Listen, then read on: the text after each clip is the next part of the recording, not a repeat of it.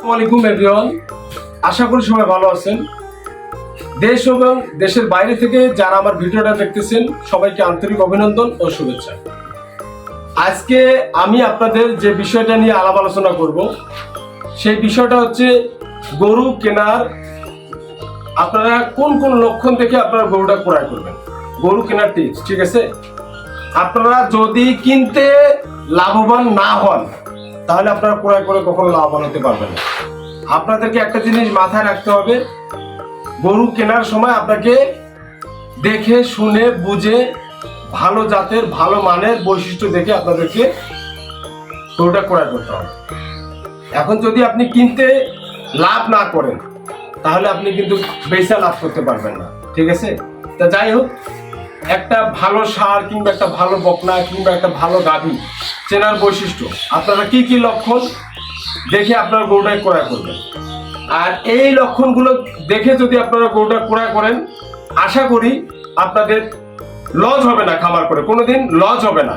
আমি আপনাদের সিম্পল 3 থেকে 4টা লক্ষণ আপনাদের বলবো, আপনারা সেই লক্ষণগুলো ধরে গরু কিনবেন, আপনাদের কোনোদিন লস হবে না। আপনি যেভাবে খামারটা করেন না কেন আপনাদের কখনো লস হবে না। 1 নম্বর বৈশিষ্ট্য, গরুটার চামটা থাকতে হবে পাতলা। ঠিক আছে, এই যে দেখেন আমি আপনাদের দেখা দিচ্ছি, অনেকজনে বুঝেন না, এটা দুষ্ট অনেক লাফালাফি করে। এই যে দেখেন এখানে আপনার হাত দিবেন। ঠিক আছে, গরুটার চাম, ঠিক আছে, এই যে গরুটার চামড়াটা থাকতে হবে পাতলা। দেখেন চামড়াটা থাকতে হবে পাতলা। 1 2 নম্বরে হচ্ছে আপনার এই যে গরুটার হাত পা গুলো মোটা থাকতে হবে। ঠিক আছে, যে পা গুলো, এই যে পা গুলো মোটা থাকতে হবে। গরুটার যদি পা গুলো মোটা না থাকে তাহলে মাংসটা কিন্তু ধরে রাখতে পারবে না গরুটা। ঠিক আছে, এগুলো হচ্ছে তার মাংস ধরার, এই যে পা গুলো হচ্ছে মেন। চিকন পা আপনারা গরু ক্রয় করবেন না, মোটা পা, যেগুলো পা মোটা সেই গরুগুলো আপনারা ক্রয় করবেন। 2 নম্বর গেল। 3 নম্বর হচ্ছে আপনাদেরকে এই যে গরুটা অবশ্যই এই যে বডিটা, এই বডিটা লম্বা দেখে কিনতে হবে। 4 নম্বর হচ্ছে সুস্থ সবল গরু ক্রয় করতে হবে। আপনারা কখনো অসুস্থ গরু ক্রয় করবেন না। হাটে গেছেন, একটা গরু পাতলা পায়খানা করতেছে, সেই গরুটা আপনারা কখনো ক্রয় করবেন না। আপনাকে যদি 5,000 টাকায় দেয় গরুটা, তারপর আপনারা কিন্তু ওই গরুটা ক্রয় করবেন না, কারণ এই গরুগুলো ক্রয় করে আপনারা কখনো লাভবান হতে পারবেন না। আর যেটা একটা ভালো লক্ষণ হচ্ছে সেটা হচ্ছে কি জানেন, আপনারা যদি 3 মাসের মেয়াদের গরু মোটা তাজা করেন, আপনাকে 18 থেকে 2 বছর বয়সের গরু ক্রয় করতে হবে। তাছাড়া আপনি এই যে দেখেন, এই যে যদি আপনি ছোট বাচ্চা নিয়ে আসেন, এই যে মনে করেন দুধের বাছুর নিয়ে আসেন, সেগুলোতে কিন্তু আপনারা প্রফিট করতে পারবেন না। আপনাদেরকে 2 দাঁতের গরু কিংবা 18 থেকে 22 মাসের গরুগুলো আপনাদেরকে সিলেক্টেড করতে হবে, কারণ এগুলো গরু যেভাবে দিবেন খাবে এবং গ্রোথটা তাড়াতাড়ি চলে আসবে। এখন আমি আপনাদেরকে জাস্ট একটা এক্সাম্পল দিলাম। মনে করেন এতটুকু একটা ছোট বাচ্চা, 7 বছরের বাচ্চা জিম করে খায়, তার কি বডি হবে? হবে না। তার তো একটা পূর্ণপ্রাপ্ত বয়সের প্রয়োজন আছে। ঠিক আছে না? এখন যদি বয়স না হওয়ার আগেই সে খায়, জিম করে বডি বানানোর জন্য, তাহলে তো হবে না। অবশ্যই তাকে একটা পূর্ণপ্রাপ্ত বয়স্ক হতে হবে। ঠিক আছে, অতএব এই জিনিসগুলো লক্ষ্য আপনারা গরু কেনার আগেই কিংবা গরু কেনার সময় লক্ষ্য করবেন। ঠিক আছে, গরু কেনার সময় আপনারা 18 থেকে 22 মাসের বাচ্চাগুলো নির্মাণ করবেন। আর অবশ্যই গরুটা সুস্থ সবল থাকতে হবে। সুস্থ সবল গরু ছাড়া আপনারা হাটে কখনো ক্রয় করবেন না।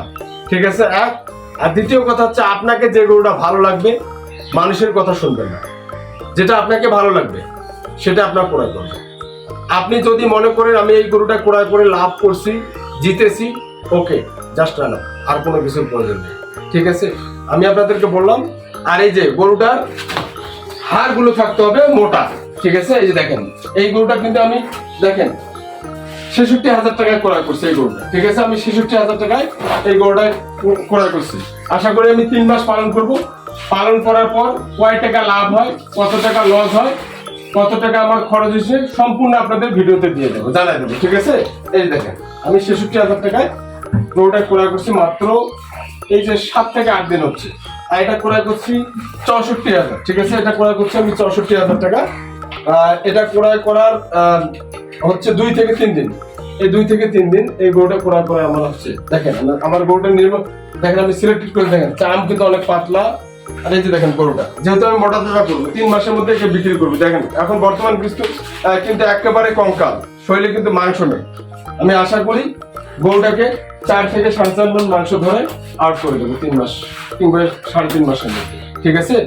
তো যাই হোক, সবাই এই লক্ষণগুলো দেখে গরুগুলো ক্রয় করবেন, ইনশাআল্লাহ আপনাদেরকে কেউ কোনোদিন লসের দিকে নিয়ে যেতে পারবেন না, ঠিক আছে? আমার কথা হচ্ছে আপনাদেরকে খামার করার আগে জানতে হবে, বুঝতে হবে, গরুর সম্পর্কে ধারণা থাকতে হবে, গরুর কোন কোন বৈশিষ্ট্য দেখে গরু ক্রয় করবেন সেগুলো আপনাদেরকে জানতে হবে। এগুলো না জেনে না বুঝে আপনারা কখনো খামার করবেন না। অনেকজনে ভাই প্রবাস থেকে আবার বিভিন্ন, যাই হোক সবাই ভালো থাকবেন।